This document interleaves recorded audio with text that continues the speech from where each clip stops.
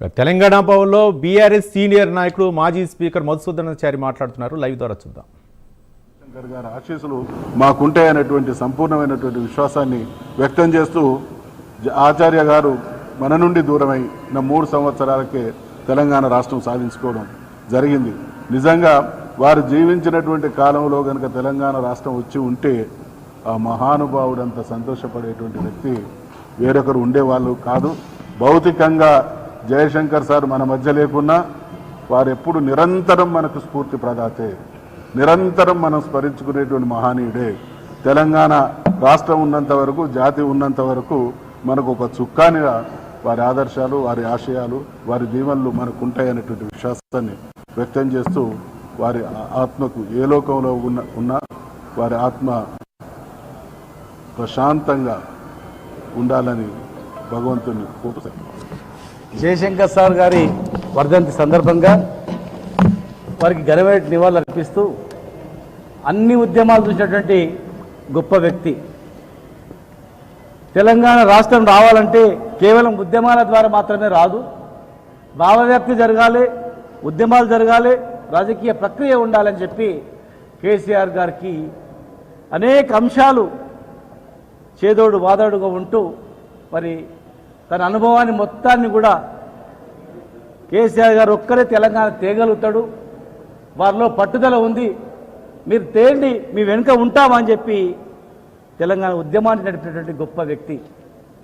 తన జీవితాన్ని సర్వస్వం కూడా పెళ్లి కూడా చేసుకోకుండా తన జీవితాన్నే తెలంగాణ రాష్ట్రం గురించి అర్పితం చేసినటువంటి వ్యక్తి.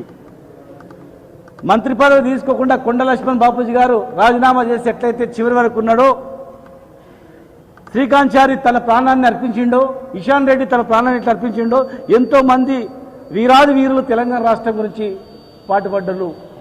ప్రముఖుడు తెలంగాణ రాష్ట్రం రావడానికి కారకుడు ప్రొఫెసర్ జయశంకర్ సార్ గారు. మరి ఆయన తెలంగాణ వచ్చిన తర్వాత కూడా ఏ రకంగా మనం తెలంగాణ అభివృద్ధి చేసుకోవాలని చెప్పి అనేక అంశాలు తెలంగాణ రాష్ట్రం రాకముందు కూడా మేమందరం కూడా వారితో పాటు పాల్పంచుకోవడం, కేసీఆర్ గారి నాయకత్వంలో నీళ్ళు ఎట్లా వాడుకోవాలి, నిధులు ఎట్లా వాడుకోవాలి, తెలంగాణకు జరిగినటువంటి నిధులు నియామకాల అన్యాయాలు ఏంటి అని చెప్పి తెలంగాణ ప్రజలకు చెప్పినటువంటి గొప్ప మహనీయుడు. ఆయన 1972లో సిటీ కాలేజ్ నుంచి ర్యాలీలో పాల్గొనాలి. బస్సులో కొంచెం లేట్ అయినందుకు ఆయన ముందు వరుసలో నిలబడాల్సిన వ్యక్తి ఆ రోజు పాల్గొనలేకపోయాడు. ఆ రోజు కాల్పుల్లో చాలామంది చనిపోయారు. నేనుంటే చనిపోతుంటే నేను బతికినా అని చెప్పి ఆయన అనేక సందర్భాలు పాల్పంచుకున్న వ్యక్తి. అందుకే ప్రభుత్వం ఆయన గుర్తించి పాఠ్యాంశాల్లో పుస్తకాలు చేర్చడం, అదేవిధంగా జయశంకర్ సార్ పేరు మీద యూనివర్సిటీ పెట్టడం, అనేక జిల్లాలు ఏర్పాటు చేయడం, మరి వారిని ఆదర్శంగా తీసుకొని ప్రతి ఒక్కరం కూడా ఇలా తెలంగాణను కాపాడుకోవాల్సిన అవసరం ఉంది. తెలంగాణ వచ్చిన తర్వాత రాకముందు ఎట్లా ఉంది, వచ్చిన తర్వాత ఎట్లా ఉంది, ఈరోజు ఎట్లా ఉంది, వ్యవసాయం ఎట్లా ఉంది, మనం అంతా చెప్పాల్సిన అవసరం లేదు.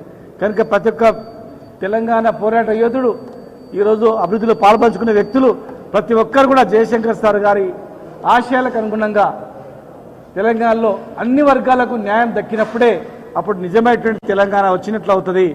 చిన్న రాష్ట్రాలతోనే అది సాధ్యమవుతుంది. సామాజిక న్యాయం కావచ్చు, రైతులకు వ్యవసాయం కావచ్చు, అన్ని అంశాల్లో కూడా తెలంగాణ రాష్ట్రం ముడిపడి ఉంది. తెలంగాణ రాష్ట్రం రావడం ముఖ్యం కాదు, వచ్చిన తర్వాత ఇంకా మనకు చాలా బాధ్యత ఉందని చెప్పి అందరికీ మరి పాఠాలు నేర్పేటువంటి వ్యక్తి కనుక వారికి ఘనమైన నివాళులు అర్పిస్తూ వారి ఆశయాలకు అనుగుణంగా ప్రతి ఒక్కరు కూడా పాటుపడాలని చెప్పి మీ ద్వారా విజ్ఞప్తి చేస్తున్నా. జయశంకర్ సార్ అమర్ హై, జయశంకర్ సార్ అమర్ హై, అమర్ హై, జయశంకర్ సార్.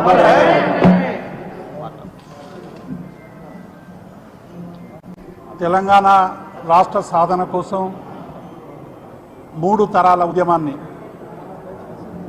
69లో